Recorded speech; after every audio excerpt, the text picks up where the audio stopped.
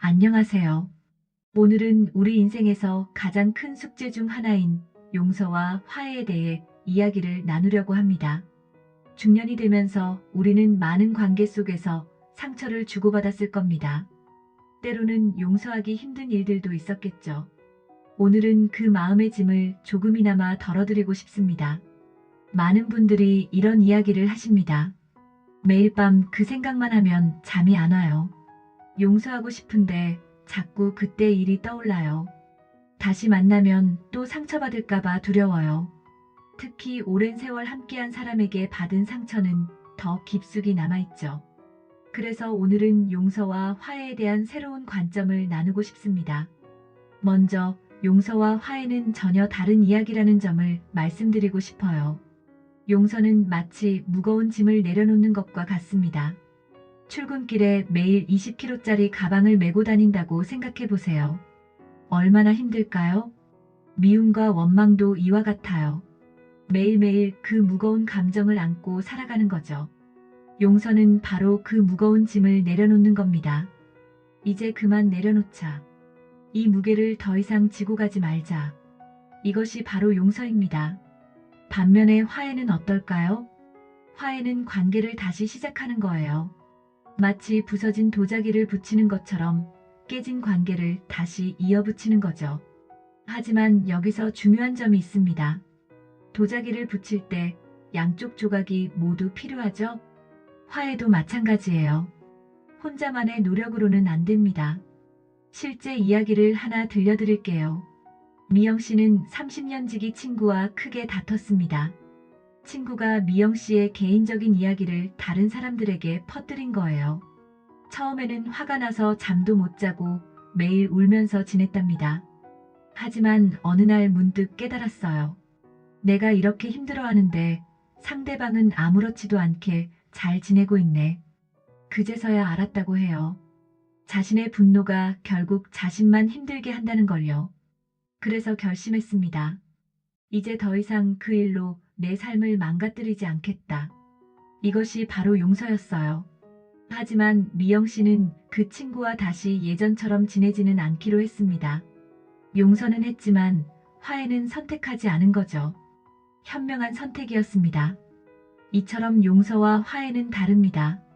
용서는 나를 위한 것이고 화해는 관계를 위한 것입니다. 그렇다면 어떻게 해야 할까요? 단계별로 천천히 시작해 보세요. 1. 먼저 그 감정을 인정하세요. 그래, 나 정말 화가 났었어. 그 일이 나를 많이 아프게 했지. 2. 그 감정이 나를 지치게 한다는 걸 알아차리세요. 잠을 못 자는 건 나예요. 속이 쓰린 건 나예요. 우울한 건 나예요. 3. 내려놓기를 연습하세요. 심호흡하기, 산책하면서 마음 비우기, 일기 쓰기. 4. 화해는 천천히 결정하세요. 상대방의 진정성 있는 사과가 있었나요? 그 사람이 진정 변화하려 노력하나요? 관계 회복이 나에게 도움이 될까요? 기억하세요. 용서는 선택입니다.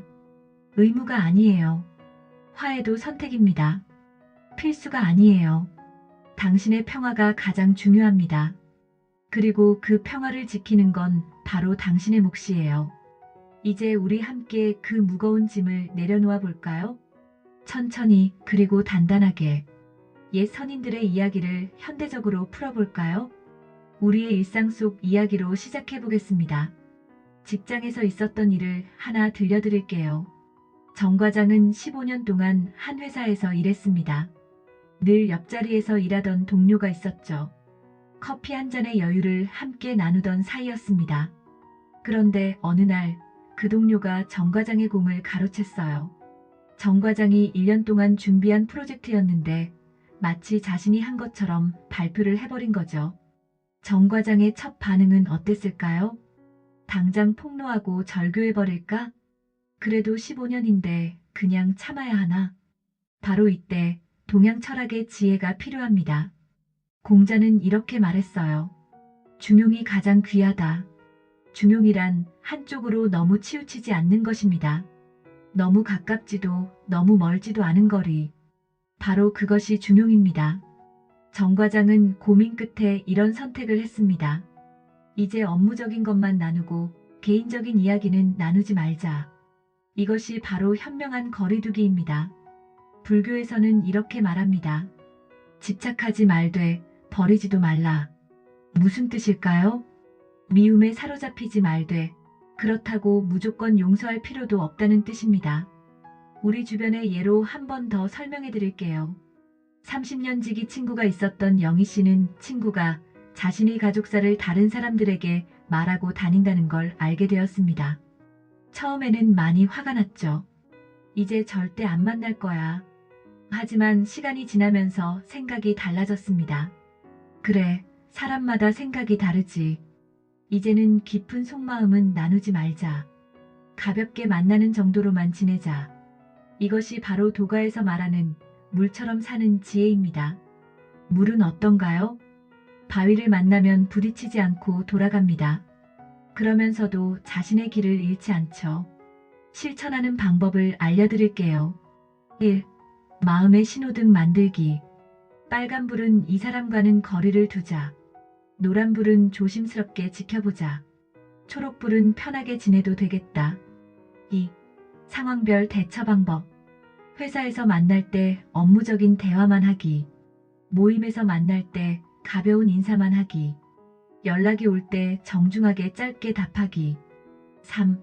나만의 시간 가지기. 아침 5분 명상하기. 퇴근길 잠깐 산책하기. 좋아하는 음악 듣기. 기억하세요. 거리를 두는 것은 도망가는 것이 아닙니다. 오히려 더 현명한 선택입니다. 더 성숙한 태도입니다. 그리고 무엇보다 나를 지키는 가장 좋은 방법입니다. 이제 우리도 물처럼 살아보는 건 어떨까요? 때로는 비켜가고 때로는 천천히 흐르면서 그것이 바로 동양의 지혜가 우리에게 전하는 메시지입니다. 이제 서양의 관점에서 바라본 자기 존중과 건강한 경계에 대해 이야기를 나누어 보겠습니다. 로마의 철학자 세네카는 우리에게 이런 말을 남겼습니다. 당신의 평화를 빼앗기지 마세요.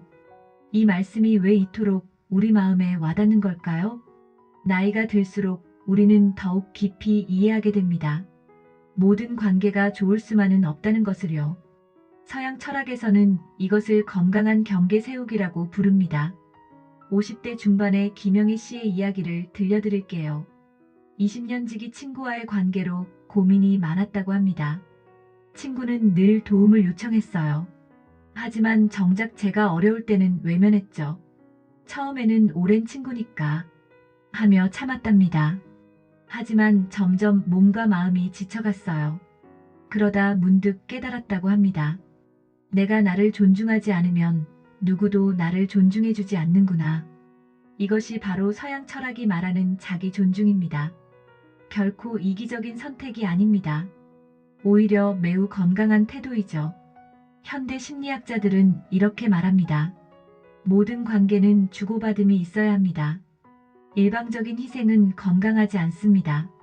특히 중년에는 이런 경계 세우기가 더욱 중요합니다. 세 가지 이유가 있습니다. 첫째, 우리의 시간과 에너지가 더욱 소중해졌습니다. 이 30대처럼 무한한 체력이 있는 게 아니잖아요. 둘째, 이제는 정말 의미 있는 관계에 집중할 때입니다. 양보다는 질이 더 중요한 시기가 되었습니다. 셋째, 건강한 경계는 오히려 관계를 단단하게 만듭니다. 서로를 존중하는 관계야말로 오래 지속될 수 있으니까요. 실천하는 방법을 구체적으로 알려드리겠습니다. 1. 죄송하지만 저는 어렵습니다라고 말하는 연습하기. 처음에는 어색하고 힘들 수 있습니다. 하지만 연습할수록 자연스러워집니다. 이것은 나를 지키는 중요한 문장입니다. 2. 하루에 한 번은 나를 위한 시간 가지기. 혼자만의 커피 타임을 가져보세요. 좋아하는 음악을 들으며 산책해보세요. 조용히 책을 읽는 시간을 가져보세요. 3. 불편한 요청에 바로 답하지 않기. 생각해보고 연락드리겠습니다. 하루 정도의 여유를 두고 결정하기. 천천히 고민하며 내 마음 살피기. 4. 내 마음의 신호등 만들기. 빨간불은 단호히 거절해야 할 때. 노란불은 신중히 고민해 볼 때, 초록불은 기꺼이 수락할 수 있을 때, 영희 씨는 이렇게 변화했답니다. 처음에는 너무 어색했어요. 하지만 시간이 지날수록 편안해졌습니다. 오히려 관계가 더 건강해진 것 같아요. 이제는 제가 소중한 사람이라는 걸 느낍니다. 서양 철학자들이 강조하는 또 하나의 중요한 개념이 있습니다. 바로 선택의 자유입니다. 우리에겐 관계를 선택할 자유가 있습니다. 모든 관계를 다 좋게 유지할 필요는 없습니다. 때로는 아니오라고 말하는 것이 더 현명할 수 있습니다. 실존주의 철학자 사르트르는 이렇게 말했습니다. 우리는 선택하도록 선고받았다. 이는 우리가 반드시 선택해야 한다는 의미입니다. 선택하지 않는 것 역시 하나의 선택이니까요. 이제 우리도 선택해보면 어떨까요? 나를 존중하는 선택, 나를 지키는 선택, 나를 위한 건강한 경계를 만드는 선택. 앞서 우리는 건강한 경계의 중요성에 대해 이야기를 나눴습니다. 이제는 그 경계 안에서 새롭게 피어나는 나에 대해 이야기를 나눠볼까요? 50대가 되고 보니 문득 이런 생각이 들더라고요. 내가 정말 하고 싶은 게 뭐였지? 많은 분들이 공감하시는 이야기일 것 같습니다. 중년기는 우리 인생의 새로운 장을 여는 시기입니다. 이전의 관계들을 다시 돌아보고 새로운 의미를 찾아가는 때이죠. 30년 직장 생활을 해온 박상민 씨의 이야기를 들려드릴게요. 승진과 성과를 위해 한 방향만 보고 달려왔습니다. 가족과의 저녁 식사도 미루고 친구들과의 약속도 자주 취소했죠. 어느 날 문득 깨달았다고 합니다. 내가 그토록 열심히 달려온 이유가 뭐였지? 정작 소중한 것들을 놓치고 있던 건 아닐까? 이런 깨달음은 결코 늦지 않았습니다. 오히려 축복입니다. 왜냐고요? 이제야 비로소 진짜 나를 만날 준비가 되었기 때문입니다. 더 이상 남의 기대에 맞추지 않아도 됩니다. 완벽하지 않아도 됩니다. 실수해도 됩니다. 중년기 관계 재정립의 핵심을 나누어 볼까요? 1. 과거의 나와 작별하기. 완벽한 부모이고 싶었던 나. 모두에게 좋은 사람이고 싶었던 나. 늘 강한 모습만 보여야 했던 나. 다른 사람의 기대에 맞추려 했던 나. 2. 새로운 나를 만나기. 나의 진짜 모습 받아들이기. 불완전해도 괜찮아. 실수해도 다시 시작할 수 있어. 나만의 속도로 가도 괜찮아. 3. 관계의 우선순위 정하기. 에너지를 주는 관계는 무엇인가?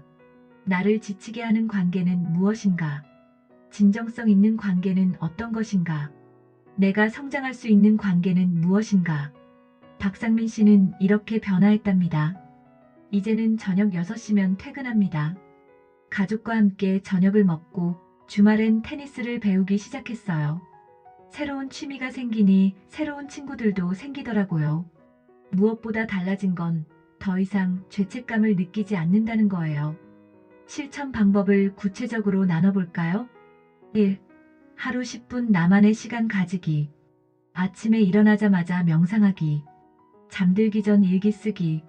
창밖을 바라보며 차 한 잔 마시기. 2. 새로운 취미 하나 시작하기. 늘 배우고 싶었던 악기 연주. 가벼운 운동 시작하기. 공예나 요리 배우기. 3. 한 달에 한 번은 나를 위한 선물하기. 좋아하는 책 한 권 사기. 혼자만의 영화 관람. 마음에 드는 옷 하나 장만하기.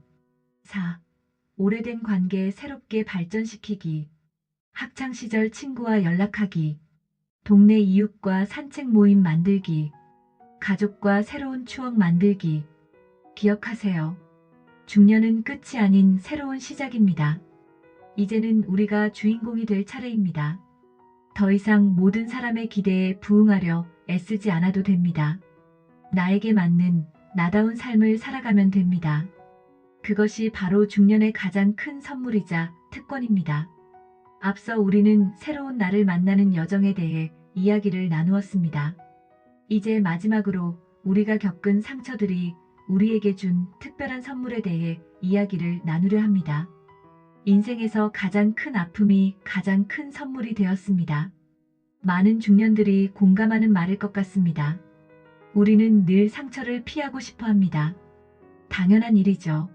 하지만 역설적이게도 때로는 그 상처가 우리를 더 단단하게 만듭니다. 60대 초반의 정 선생님의 이야기를 들려드릴게요. 30년 지기 친구에게 크게 배신을 당했다고 합니다. 처음에는 무너질 것 같았죠. 하지만 그 경험이 오히려 자신을 돌아보는 계기가 되었다고 해요. 그동안 나는 너무 남의 눈치만 봤더라고요. 이제는 내가 원하는 걸 하면서 살아요. 덕분에 새로운 취미도 생기고 진짜 나를 이해해주는 친구들도 만났어요.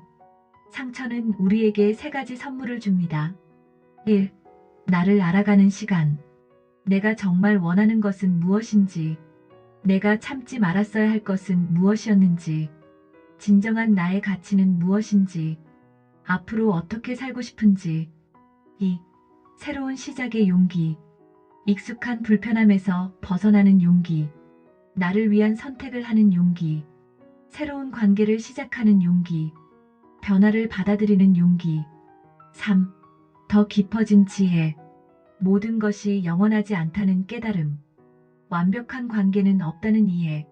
나답게 사는 것의 중요성. 용서와 성장의 의미. 우리가 함께 나눈 이야기들을 정리해 볼까요? 첫째, 용서는 나를 위한 것이고 화해는 관계를 위한 것임을 배웠습니다. 둘째, 동양의 지혜로 현명한 거리두기를 배웠고, 셋째, 서양 철학에서 건강한 경계의 중요성을 배웠습니다. 넷째, 중년기에 새로운 자아 정체성을 찾는 법을 나누었고, 마지막으로 상처를 통한 성장의 의미를 이해했습니다. 이 모든 과정이 우리의 인생을 더 풍요롭게 만듭니다. 우리는 이제 알게 되었습니다. 완벽한 삶이 아니라 성장하는 삶이 진정한 행복이라는 것을. 마지막으로 한 가지 제안을 드리고 싶습니다. 오늘 밤 잠들기 전에 거울을 보며 이렇게 말해보세요. 나는 잘하고 있어. 지금 이대로도 충분해. 앞으로도 잘할 수 있어. 당신의 인생은 아직 진행 중입니다. 새로운 장을 시작하기에 결코 늦지 않았어요. 지금 이 순간이 바로 당신의 새로운 시작입니다. 우리 함께 나눈 이야기들이 당신의 새로운 여정에 작은 도움이 되길 바랍니다. 긴 시간 함께 해주셔서 감사합니다. 당신의 앞날에 따뜻한 빛이 늘 함께하기를 바랍니다. 이제 마지막으로 시인 리차드 바크의 말을 전하며 이 이야기를 마무리하고자 합니다. 진정한 시험은 교훈을 얻는 것이 아니라 그것을 실천하는 데 있다. 우리 모두 오늘부터 한 걸음씩 나아가 봅시다. 감사합니다. 구독, 좋아요, 알림 설정은 영상 제작에 힘이 됩니다.